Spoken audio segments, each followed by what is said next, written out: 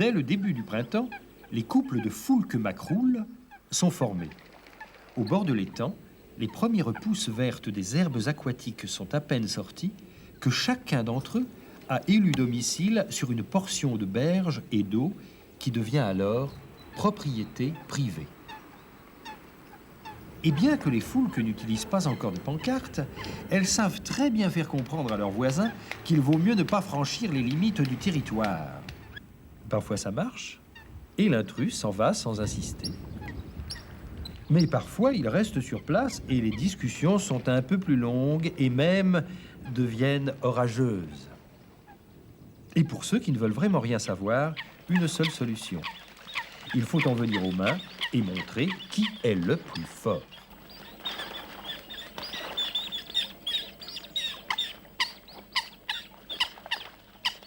Dans le monde animal, le plus fort ayant toujours raison, le calme revient rapidement et le cours des choses reprend.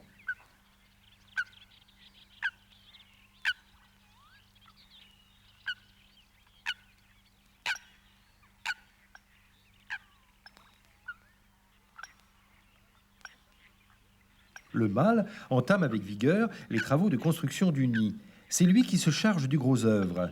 Il entasse ainsi une quantité de tiges de roseaux, de branchettes, d'herbes aquatiques qui forment une large plateforme au-dessus de l'eau.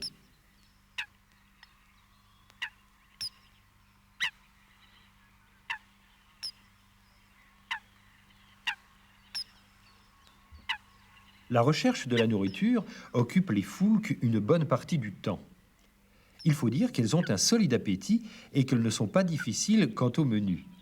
Toutes les plantes aquatiques y passent et elles ne dédaignent pas non plus les mollusques ou les petits vers à l'occasion. Peu à peu, la construction du nid se termine. Le mâle achève la rampe d'accès qui mène à une petite coupe aménagée par la femelle avec des matériaux plus fins et dans laquelle elle a pondu les premiers œufs. Mâles et femelles se relaient pour couver leur future petite famille, avec plus ou moins d'attention d'ailleurs, ce qui n'est pas sans risque. Quand le temps est beau, par exemple, il arrive que les œufs soient laissés quelques instants sans protection. Les corneilles ou les pies, expertes en pillages et rapines de toutes sortes, savent alors profiter de l'occasion pour les gober en vitesse. Les inondations printanières ont le même effet destructeur, mais les foulques ont un moral d'acier et une vitalité sans égale. Elles remettent en chantier un autre nid, pondent à nouveau et reprennent patiemment la couvaison.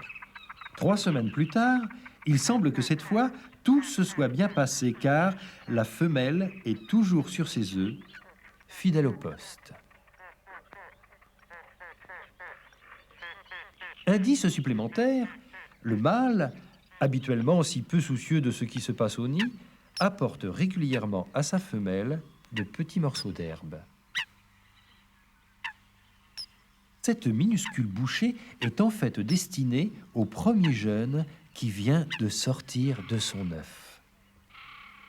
Il reste caché sous sa mère quelques heures, puis, ô surprise, ose se montrer au grand jour. Drôle de diablotin en vérité, et dégourdi avec ça.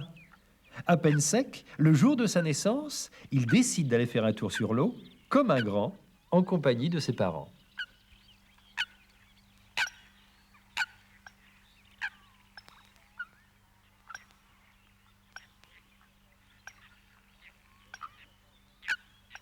Mais l'escapade est de courte durée, car le fin duvet n'est pas encore tout à fait imperméable. Bien vite, tout le monde remonte sur le nid. Exercice périlleux qui transforme la moindre brindille en une montagne à franchir avant d'atteindre la sécurité des plumes maternelles. Dans les jours suivants, le reste de la nichée est clos à son tour. Et 1 semaine plus tard, ils accompagnent les parents partout. Les poussins savent nager, plonger et se cacher dans les roseaux à la moindre alerte. En grandissant, ils perdent leur collerette de duvet rouge et, sans cesser de mendier à manger aux parents, acquièrent peu à peu leur indépendance. Thank